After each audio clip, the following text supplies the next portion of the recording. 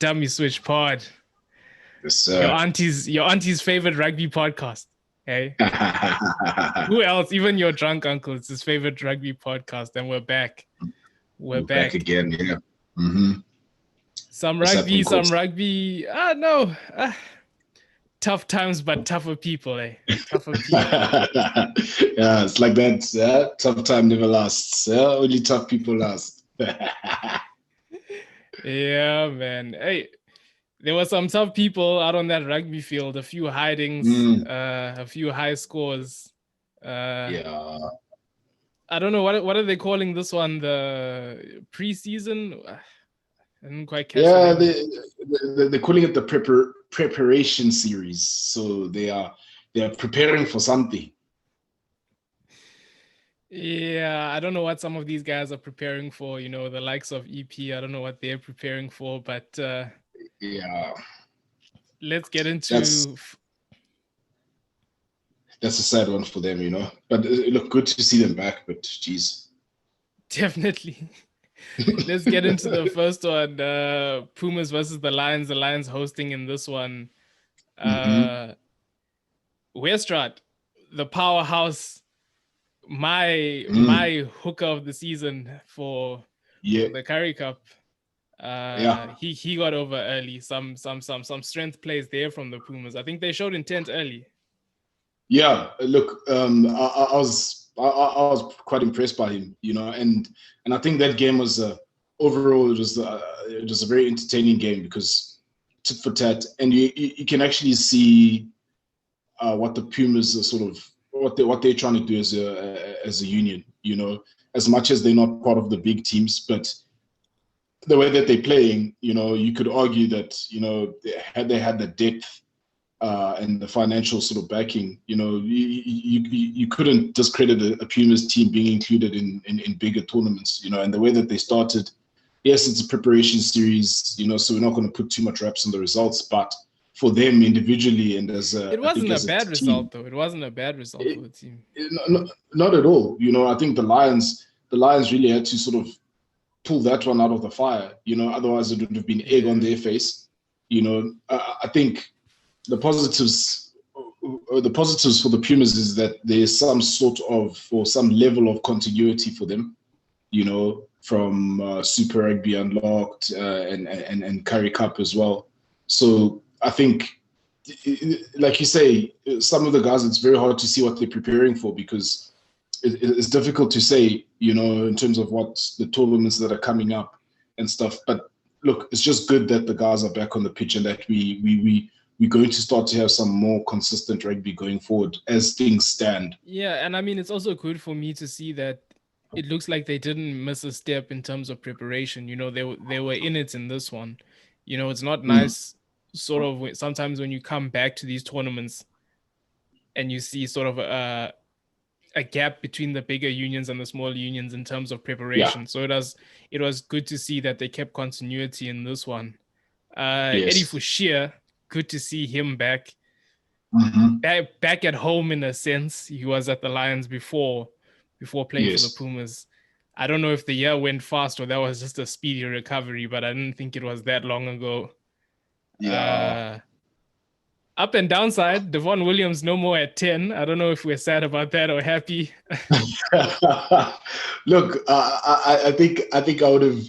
I was slightly sad, you know, because I thought that he warranted continuity in that position because, I mean, the back end of that season he showed his worth at 10, and you know, as a coach you can't necessarily argue against the coach thinking, okay, let me keep this guy at 10, you know, stiffen up the competition a bit at 10 and just stiffen up the competition overall in the squad, you know, because you do have some exciting guys in the back in the back line, or like Mafura at fullback as well that also in the latter part of the Curry Cup season, you know, showed his worth. So yeah, slightly bumped, you know, for Devon Williams, but at the same time, you know, you understand he is, you know, primary position is fullback. But it's good to see. I mean, I personally, it's something I like to see when they sort of full, you know, the fly-off role is such a specialist role. When they put someone else in there, I mean, you've seen Cheslin Colby. I think the past weekend he was playing at 10. Toulouse. You know, Yeah, it's always nice to see a different skill set being used in that channel. You know, whereas on the wing at the center position, they just tend to they'll throw a fly off in there. Guy that played yeah, fly off junior levels, they'll just throw them out there. So I mean, it's good yeah. to see that number 10 position, them giving Hmm. guys with other skill sets a chance there. Yeah, Uh, Van der Berg look sharp, look like yeah, he's in it to win it. yeah. He was working hard. Yeah, He was working hard. nine position. There is quite a bit of competition at the Lions. A lot of competition Yes, in SA in general. I think for him the main thing is just consistency. yeah. And decision making. I think in Yeah, some parts. Look, he scored a brilliant try, but I think in some parts, a lot of key intensity in decision. that try. A lot of intensity. You Yeah, know, he just seems on another level at that point compared to everyone else. yeah. So, and that's why I say, like, for him, his intent, his desire, his will to play, you can't question that. You can't question his effort and his heart. The only thing that, like I said, the only thing that I can pick up is just, he just needs to sort of focus more on the decision making process. I think a lot of young scrum mobs, up and coming scrum mobs, that's where they get and become unstuck, is from a decision making perspective. And especially if going into the north, decision making is going to be everything. And the guys will have to, especially at 9. A lot of the games, especially up there, Yeah, it's and there's a lot of 9. experienced campaigners. You're going to be up against some Gibson Parks and the likes. Yeah, exactly. So he's got to up his game there from a management perspective, taking the right decisions. But we'll see. Overall, though, he looked good. I mean, some nice lineup changes. Uh, I think it was the other Chituka got a bit of a run out there. Yeah, A large man on the wing, who I had seen him play under 21s before, but I just caught the highlights, so I didn't see too much of him. I would have liked to see more. Hopefully, he plays more in the fixtures coming yeah, up. yeah. I think, look, you can see there that it runs. It's in the family genes. Those Congolese genes. They're prominent. He's physical. I think just like his brother. I think he's even bigger. He's bigger than his big brother. So it's Vincent Chituka's little big brother. So he's. I think for him it was just a solid hit out and good for him to be. I think overall for the Lions players, good for a lot of their juniors to be getting exposure as Yeah, well. yeah, definitely. Granted, it's the Pumas, but the Pumas are no easy team. So you have Yeah, to. we've seen that the Bulls tried that move on them, and look what happened to them. Yeah, exactly. So I think if you look at it on the balance, if we're going to use that as a like for like sort of comparison, you'd say that the Lions junior structures seem to be in better health than a lot of the other unions, and you can argue that especially in recent times, you actually see more younger players coming through the Lions system than any other union, which is a positive. So look, credit to the Lions for giving their youngsters a shot, and even giving a up and coming coach in Zaki Nkosi an opportunity as well. He's been in that system, in that environment. So it's good to see that. Potentially down the line, we'll see more and more young black coaches coming into the game and sort of changing the landscape of the game. Because one thing for sure is that it is changing. And especially with that line set up, they're very much a circle of trust. Mm. Once you're in there, the only way you're getting out is if you're heading over to England or Ireland. So it looks like once they give you that chance, it's sort of a pipeline to the top. Yeah. Mkijima, the man with a few dancing moves, got over in this one. Yeah, Good I was, try, I was, that I was one. actually happy.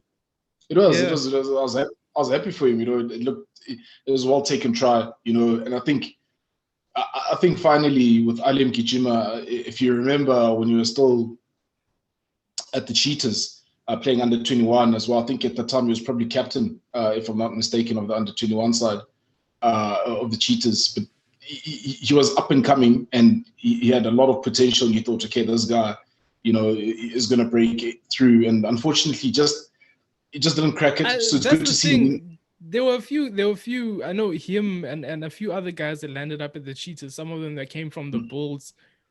You almost didn't get to see them play enough. So it's just good to see them getting game time. I mean, even if you fail, it's just good to see you out on the pitch. But it's good to see them getting game time.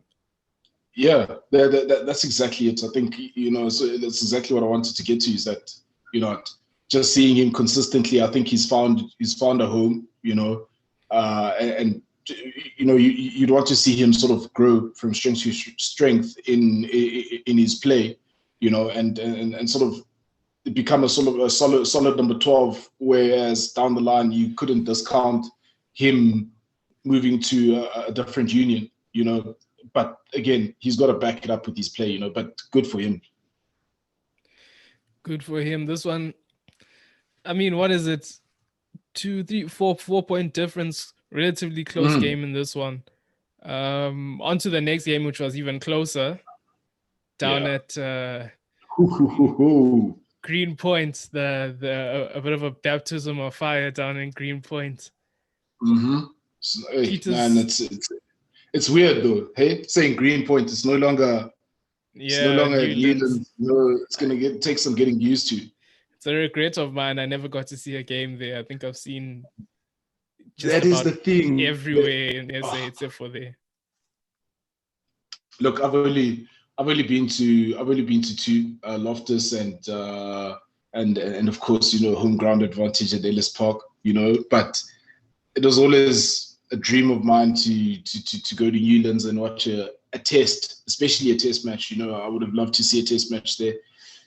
Unfortunately, that never happened. So yeah, now we have to get used to Greenpoint Stadium, which I think that they have opportunity to build their own history, of which didn't start on a good note this past weekend in terms of from a results perspective. But I think initially the way that the Stormers were playing, they looked a bit better than what they were in the Currie Cup, and in Super Rugby Unlocked. They did. It looks like there's a bit more freedom. I mean, in a sense, Kolisi leaving has sort of, it's been a release of pressure. I think also a wake-up call. Yeah, and I mean, I think they know what sort of situation they're in. They know they're in a rebuilding situation, so there's less pressure on those guys, and they just look like they're playing with more freedom. Yeah. Whether that's a good thing, we don't know yet. We don't know yet. I think, look, it's still early days. It's still early days, and the only time that's going to tell us once everything's on the line in a competition phase. That's when the proof of the pudding, is going to be told. But look, for them, I think as a group right now where they're at, they're right. They're like you say, there's no pressure. There is that freedom. Again, it's the preparation series, so that can sort of fool followers and supporters to think, okay, there's something brewing here, only for them to sort of stiffen up when it comes competition time, because now there's a lot on the line and there's no longer that sense of, okay, there's freedom. So yeah, look, overall there's some good picks out of their team. The guys that played well. I think for me the guy that stood out is who's that winger. Edward van der Merwe. He finally announced himself on the scene. It's one of those guys where you've seen what he can do in Varsity Cup, and you're just waiting for him to have that game at that higher level where he just announces himself and becomes sort of a household name in South African rugby. Yeah. Look, you can see I think he's a potential to have the whole package. He's got that physicality, he's got the speed as well. And now it's going to be all about the technical aspect of things and also the consistency. For me, I don't know what they're doing, still persisting with a guy like Leon Zas. Somehow he always finds himself in the team. The wrong man at the right time. That's what it is, because I don't see his value. Even the try that he scored is just like, okay, yeah, I think even a prop would have scored that. But you know what? Let me not let me not dog the guy. Look, he works hard, you know, to be there. At the same time, we can't take that away from him. But he just, if you look at Edo van der Merwe and you look at Leland Zas, you'd think that Edo van der Merwe has been playing longer in that setup than Leland Zas. If that makes sense, what I'm trying to say, right? You know, so I think that just shows the difference in the quality of players that they are, you know. And look, yeah, Van der Merwe he's one definitely for the future. He's one to look out for. I think going forward in the season, if he can be consistent, he's going to be one. He's going to be a factor. Another Varsity Cup guy, Arnaldi, getting over in this one, shocked them early. After that, I've always rated him. Actually, I've always rated him. I thought, you know, I thought he was also going to be one of those guys to take that step up. Van der Merwe having his moment. At the cost of Roscoe Speckman, who, to his credit, fired right back. I was about to say, there's no better comeback than what Roscoe Speckman did. Oh my goodness, you know, it's almost like that woke him up. You know, it's almost like he was just still like on holiday. No ways. Yeah, he was still recovering from early January fever. You know, so. You know, I was thinking what I was going to do then in the nighttime. I was thinking, you know, but geez, the way that he came back, you know, and showed up, you know, those 3 tries, you know, his footwork, his intensity as well, and you can see that sevens factor in there. You know, it was all around. It was, I think, if you look at the results, defense was weak though. Defense was weak. Yeah, on both sides, you know, I think. Look, you have to credit the Stormers. They had passages of play where they had some good continuity, getting behind that advantage line, getting the offloads going, and you can see it almost speaking to that freedom that you're talking about, you know. And you can see it was a better flow to their game, you know. The Cheetahs, we know how they like to play, you know. And I think their Achilles heel has always been, you know, it starts off from a defensive point of view, you know, good Cheetah sides. Historically, I mean, if you remember, I just can't remember what season it was, even in Super Rugby, when Sorrow Pretorius was still playing, and they went on a winning streak out in New Zealand and in Australia. And the key thing that was prominent for them was that they didn't lose their attacking flair, but the defense is what stepped up. And I think that's always been their sort of problem, is defensively where they've been found wanting. And concentration, I feel like sometimes, you know, they switch on and off throughout the 80. Yeah, and that's where I'll bag a guy like Clayton Blommetjies as an example. You know, no, not in a bad way. I was actually about to ask you about him. I was like, he was putting Speckman. He was putting Speckman away, but you didn't speak about that. But his deficiencies. Look. Okay, yes. On attack, we know what Blommetjies can do. So look, you can't question his attacking prowess, you know. I think for me, it's just the parts of his game that I've been frustrated with. And I think I echoed this at the back end of that Currie Cup season. It's just that, you know, for the player that he is, you know, we expect better, you know. And classic example is, I'll use just one example, is that infield pass that he made to Francis Steyn, you know.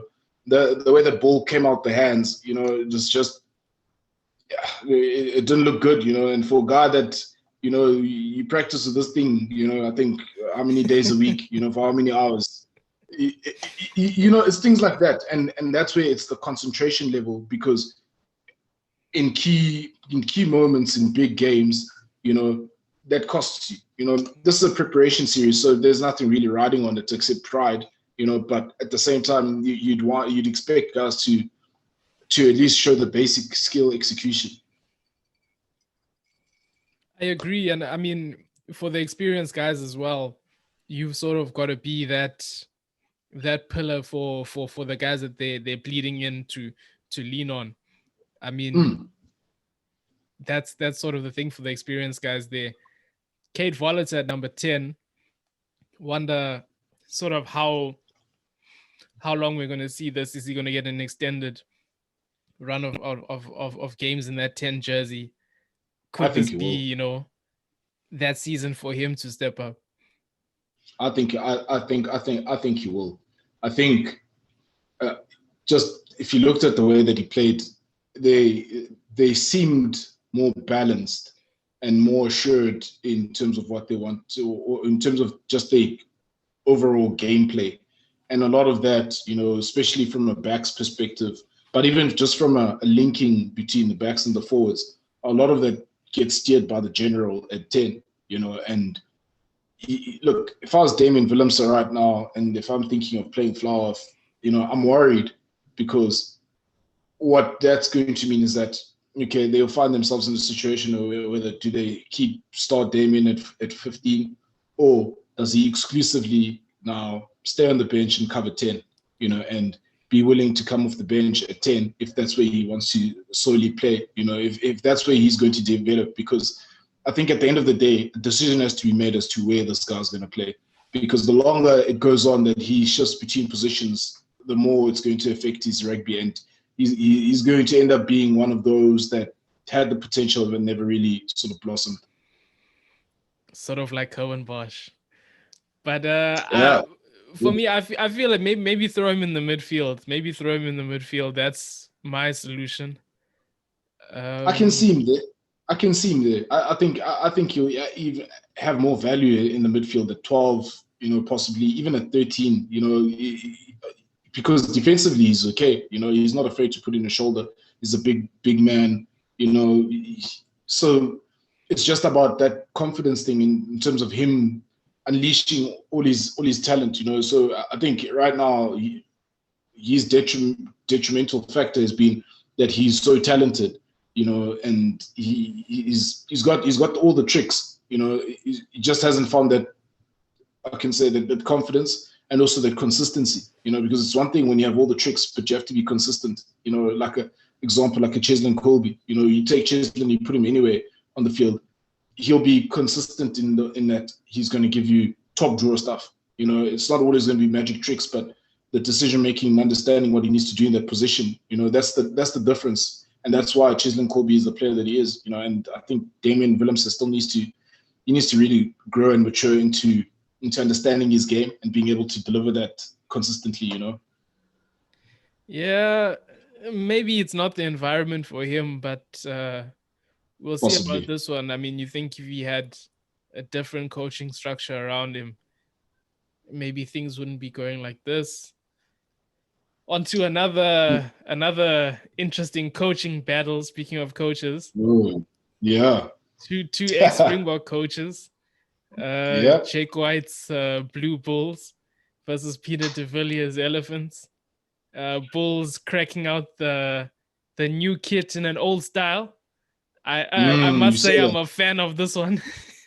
I liked it too. When I saw that, I was like, okay. And do you know what I liked about it? I liked the composition of the playing group, that was wearing that kit, because if you think of that kit back then, there's some faces you weren't going to see in that kit back then. So when I was seeing those faces, I was like, yeah, this is what it is. It was just Tiger Mangweni. Or John Mometsa sometimes, Shout out Tim Dulani. Look, Tim Dulani, he owned that, but look, Peter de Villiers, I think he's got the toughest job in SA Rugby at the moment. Yeah. Being the coach of the EP Elephants. From the Bulls' perspective, it's the Bulls. They've got the depth. We can see that Jake White has been building his depth. We understand that. And from a performance perspective, we would have questioned them if they were not going to be able to rake up the points that they did, and play the way that it was an unfortunate matchup for EP, coming up against the champions, back-to-back champions in your first game back. It was an unfortunate matchup for them. I almost feel like they were dealt a bit of a raw deal with that one. Yeah, they were. Look, it's a rude awakening, and I think, look, it's just as overall, I think this needs to be a wake-up call to the powers that be around, here's a region that there is an appetite. We all know that there's an appetite for rugby. A lot of the black players come from that region, and they leave that region to see greener pastures also, because the structures are just not there. or they're not up to the standard where they should be, and we saw that. It was unfortunate, man. I saw, there's the one Maul try the Bulls scored, CJ Philemon went flying, and it was still early days in the game. And for me, just watching, when I saw that, I just thought to myself, okay, if I'm on the field and one of our loose forwards, who's played Super Rugby before, Yeah. he's played against some of He these was big a boys. hot property at one time, yeah. Yeah, and he gets manhandled like that. Man, this is gonna be a long day, and and it's almost it is difficult, man. It is such a hard watch, Look, I wanted to see. I just wanted to see some level of structure. You can say, okay, you can see from a set piece perspective, they're okay, they're getting there. They just don't have the guys, The scrums are okay, the lineouts are okay. It's just those little breakdowns, the scrum off was straight. They were physically outmatched. Yeah. That's one thing where it's like you're coming into this competition, you're adapting to this level, and then your opposite numbers got a good 10 kgs on you. Yeah. And I mean, it's good not just one, it's all over the park. And these guys have been playing, and these guys have been playing that competitive rugby consistently, and you haven't. That's the thing, so you can't really blame. That's what I say. You can't belabor the result, and focus on that. And the issue is much bigger, and hard decisions need to be made. They cannot be looking at it as sort of they're pitying the EP elephants and they're just giving them games and allowing them to play. Yeah. At the end of the day, it has to be a focused effort, But at the same time, I guarantee there's guys sitting at home that can play at that level, that are sitting at home wanting to play at that level, trying to get into touch with them.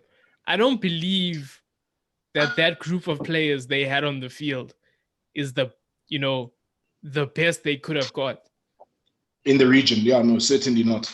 I agree. Not even in the region, in South Africa, there's guys out of contract that are looking for work. But that's what I mean about the powers that be.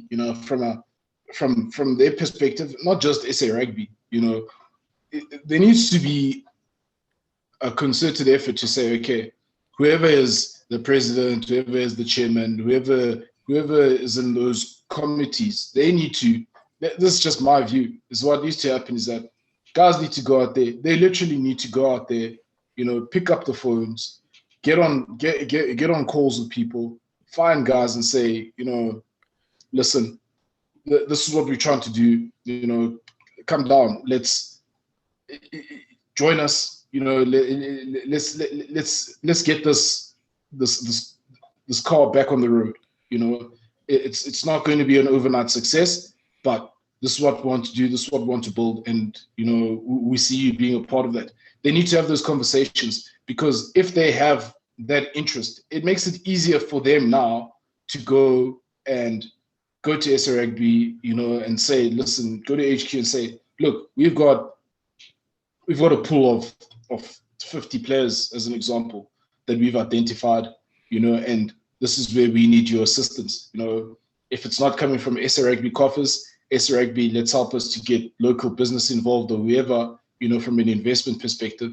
If that fails, I think what needs to happen is just like what happened with the Sharks. It's venture capitalists from outside the country. Well, the person South African born, but at the end of the day, you're going to need that private money, so the private money needs to come in there. They need to look at it from that perspective, from a business perspective, and say, listen, let's make this lucrative for somebody to put in their money into this region, and let's run this thing and revive this whole the rugby in this region. We don't care where we're going to get these players from, but this is what we're going to do. I think we saw Australia as an example with the Western Force. If just to sort of off ramp a little bit, I watched a little bit of the game this morning, at work. Western Force Western Force managed to hold on and beat the Waratahs. Waratahs have been an established sort of franchise, but Western Force, they have the private money, and they're able to get players from all around the globe. Basically, they've got guys like Richard Cowie, Jeremy Thrush in there. Why can't a similar sort of model or plan be adopted for the EP region? And I mean, that's the thing. similarly, guys like Lucanio that went on loan, and they got their minutes down there. It would serve the bigger unions. I guarantee there's guys there at the Bulls that aren't getting game time, and what's going to happen to them? So it's even in the players' interest.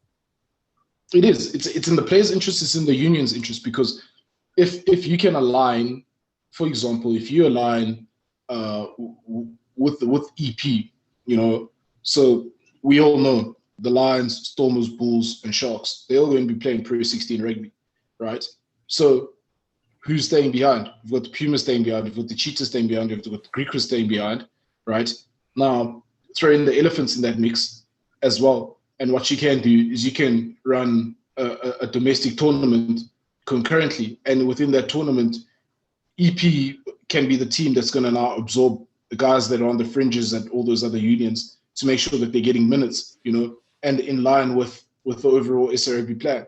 It becomes a sort of a win-win situation, for the players, number one, for the unions, and SA Rugby overall, because now you've got a larger pool of your players constantly playing at a high level or competitive level, because Pumas are competitive. We know that for sure. Griquas as well. They are competitive. Yes, the results are not going the way, but they're a competitive team. So, and the Cheetahs, we know with the Cheetahs, they're probably in that group. They're the better side, but it can only benefit SA Rugby and the players thinking about it in that way. And the thing is, it's about the world. It's about the world for these guys to think outside the box, look at things from a different perspective, to really find a solution. Because there's no use. You can't always blame it on money, say there's no funding, etc., etc.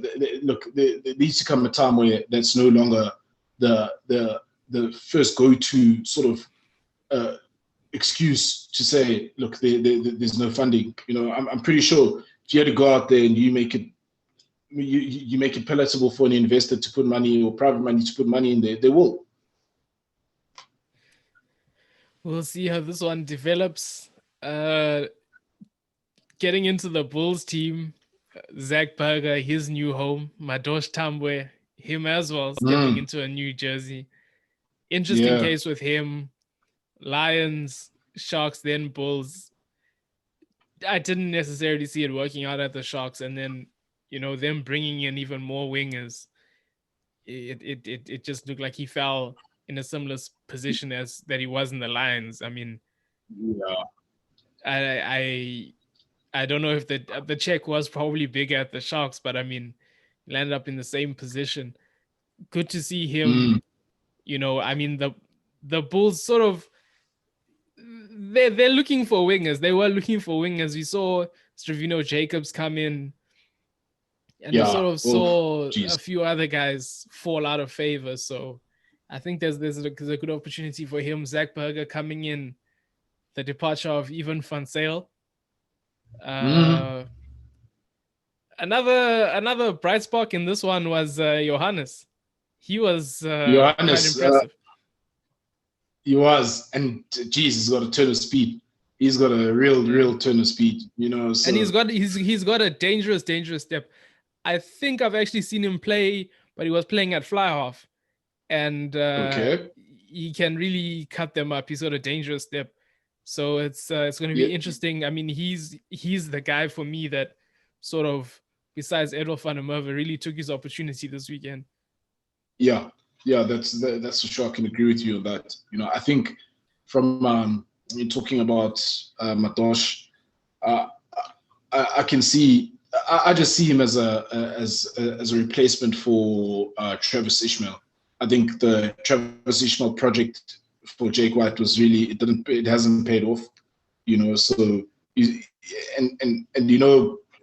sort of Jake White's MO, which he has sort of deviated from slightly in some instances. He's always wanted big players, strong Yeah. players, fast guys, and Madosh Tambwe fits that mold, and it's just, look, I'm just hoping for him that he can also find a level of consistency where we can see him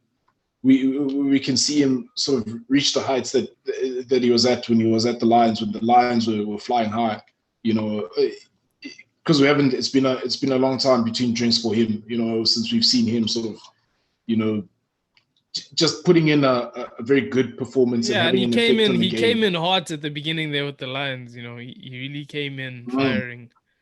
So it'll be interesting to see, especially against outside competition when they head over to Europe. If I think he's one of the guys that'll light it up that side. Yeah, I think so, and I think if you're looking at, that's one thing that I quite enjoy, I must say, about the Bulls is you can actually see how they're looking to set up.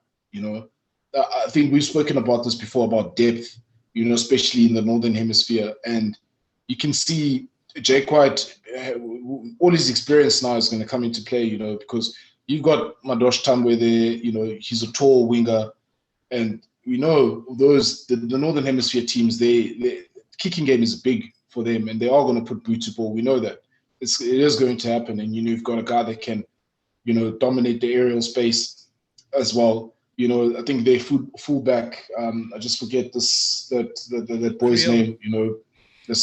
The skinny white boy, David but Creel. he's quick. David Creel, and he's also got his physical. He reminds me of a Gerard van den Heever. He seems quiet, but he's deadly. You give him the opportunity, he's deadly. So you can almost see, especially from a pack perspective, the amount of depth that he has. Especially the trust that he's shown with these juniors. Jake White's sort of play. You're in charge of those European teams. You've got a wider squad. Sort of SA Rugby is very narrow. Your 15 is your 15. Guys on the bench are the guys on the bench. So I think he's bringing that model, like you say. He's building it for that side. Yeah, and I'm enjoying that, because I think that shows. And again, what all that is showing is this. They've got some private money in there at the Bulls. In terms of Motsepe and Rupert owning a stake in the Bulls, and you can see what private money is enabling a union like the Bulls to do. Is enabling them to win Super Rugby Unlocked, win Currie Cup, build depth, recruit the guys that they want, or get rid of whoever they want, get in whoever they need for the cause, and for me, it just seems like it's going to be business as usual, and they're just going to kick on moving forward, in terms of the Bulls overall, and it's going to be scary, because you can foresee a sort of a period where Bulls domination is going to return, and it's look, it's going to be good for SA Rugby, yes, but I think it's going to be a wake up call, and you'd hope like the Sharks with that. Sharks as well. Sharks. Yeah, because if you look at what's going on, it's all subtle. It's a shift. The Sharks as well. They've got that private money coming in. I think we're going to start seeing probably in the next year or so where it's going to be sort of a bigger group. It's going to be bigger. Bigger it squad. Is already a wide squad. Yeah. It is. And it's going to force all the other unions, once they're able to sort out their whatever internal issues that they have. That's what's going to happen. A lot of people, I think we've got there's a lot of South Africans out there abroad that do have that financial power, to be able to buy into these teams and put money into them. I think for me, that's what's going to save. So not save as if we freaking in dire straits, but that's what's going to help SA Rugby get to the next level, and potentially keep the Springboks dominating in the world for many years to come. That's just how I see it. Yeah, I think it's better not to mention the score in this one. I didn't even write it down. difficult Look, one to watch.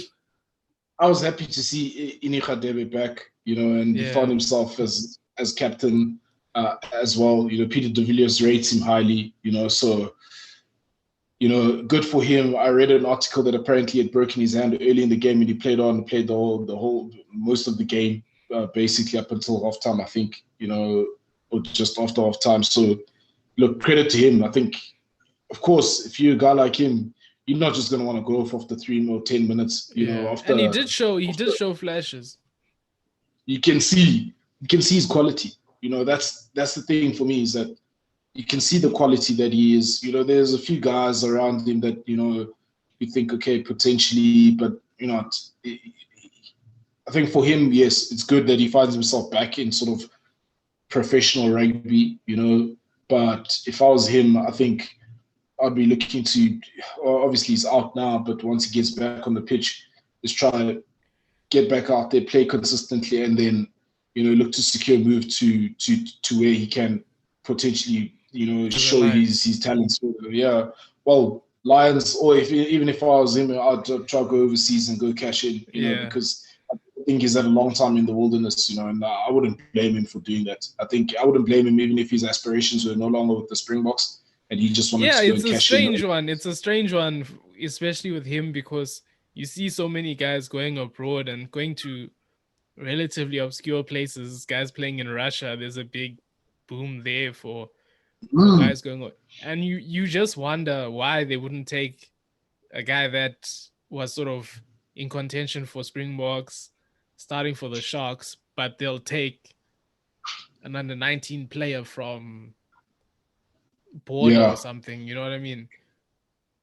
Yeah. Look, there are many factors, especially I think like in Russia, I don't think they're into chocolate that much, in Russia. You'd be surprised. You'd be surprised.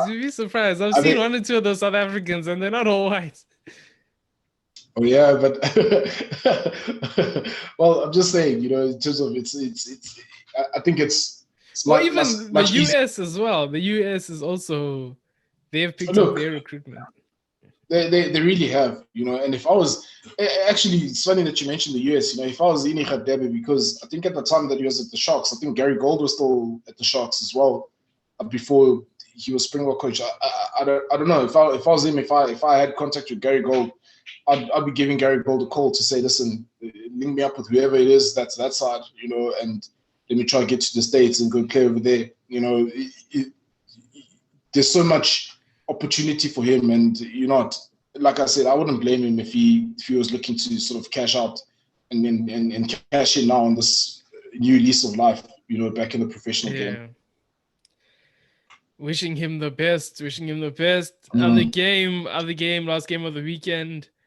Sharks at home versus the Greek was. This one, full disclosure, I did not catch, so I do not have comments on this one. Look, all I can comment on as well is that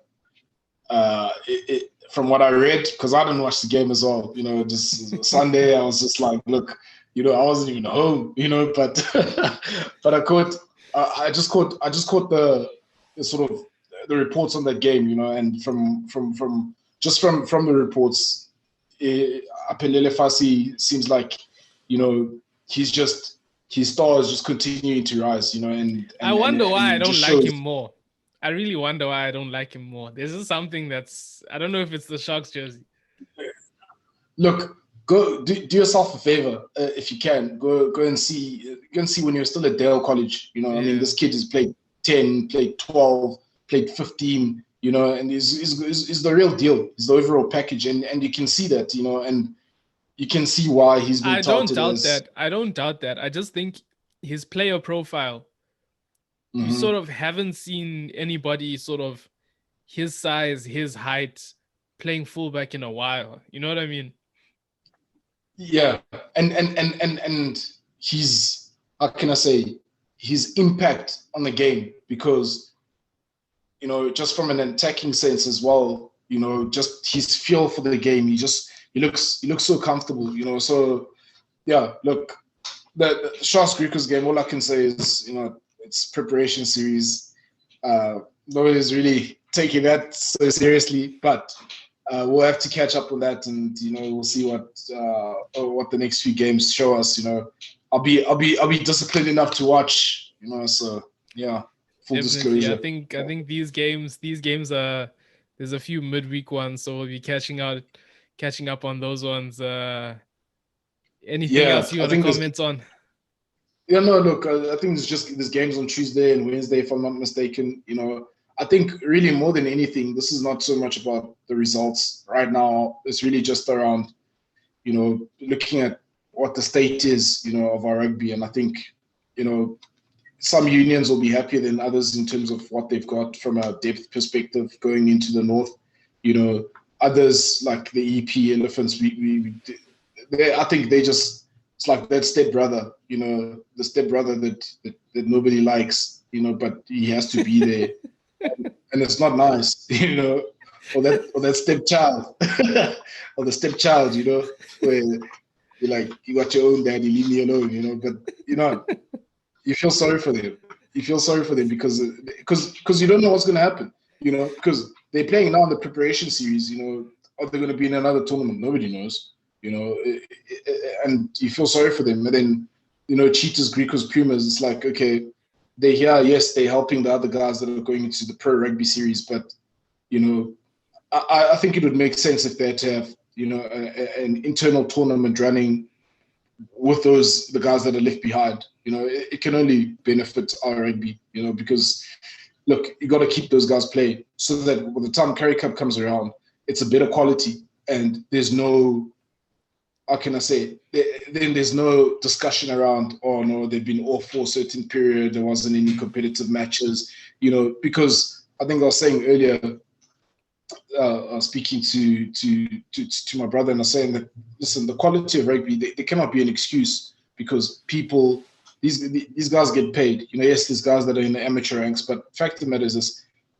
we have to give the guys the best opportunity or best platform as possible to be able to continuously play and perform. Yes, we understand COVID last year, etc., but it's a new year, it's a new season, and it's a chance now to make sure that the wheels are well oiled and everything runs. So that when Currie Cup comes around, or Super Rugby, if there is going to be a Super Rugby unlocked for South Africa, then then the quality is better, because we want to see a better quality. How good was that quality down in New Zealand?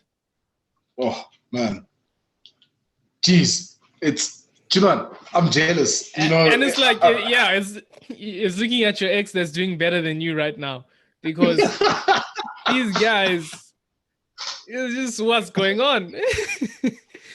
And it seems like every year some wing just comes out of nowhere. Before it was Caleb Clark. Now there's a new guy on the scene and he's just running over guys left, right, and center. So it's just crazy. It's crazy watching those games. And look, and to be fair as well, you have to give the Aussies credit as well, because if you watch the Reds, unfortunately they've turned it around. The Reds are back on the block. Brumbies, they just keeping their continuity there. Waratahs, I think now we know for sure the issues were bigger than Israel Folau. He was just a fall guy, because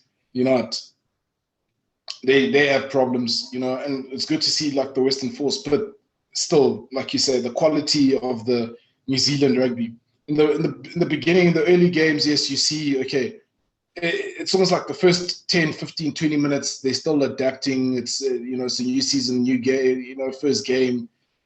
But then after that, these guys just kick on and they're going to beast mode, and it's just intensity. It's hard hits, it's action, and it's tries, And the all-around product, the stadiums, the kits, the players, the vibe, everything, their TV production even looks better than ours. I don't know what's going on, but it just looks like a good package. Look, they know what they have. They know the product, and I think that's one thing for sure, is that they've looked after their brand and their product very well. That I think I think everybody in the world that knows rugby actually puts in an effort to watch the Super Rugby Aotearoa. You know, I think more than anybody else in or more than any other country. You know, isn't nobody's rushing home to go watch Guinness Premiership. With all due respect, you know, nobody's rushing home, you know, to watch the top 14. You know, unless maybe Toulouse is playing because you want to see Chisley and Colby. You know, but I think 90% of people that love rugby are willing in South Africa to get up early to watch a game between the Blues and the Hurricanes, you know, or between the Crusaders and the Chiefs, or whoever's playing, because you know you're going to get action, you know. And look, you have to take your hat off to New Zealand, and you can only hope that South Africa will find that sort of balance as well and get to that level where we also churning out a good product. Because at the end of the day, you know, their products, damn, you know, they got some good down there, man. No, they're doing well. It's always painful to see your ex doing better, but you know what I mean. We can only go up from here. Maybe they'll see us with the Northern Hemisphere and they'll be thinking the same thing, you know. So you never know. You never You never know. know. Well, we'll see how that one goes. Any other comments before signing off, Chris? No, nothing from me right now. You know, I think I'm just good. I'm just happy that there's rugby back. You know, there's a lot of rugby back. I'm happy that, you know, lockdowns, restrictions are being eased. You know, we're gonna see some action. We're back in the field now. We're back. Great stuff. Thanks for watching, guys. Dummy Switch Pod. We're out. Thank you.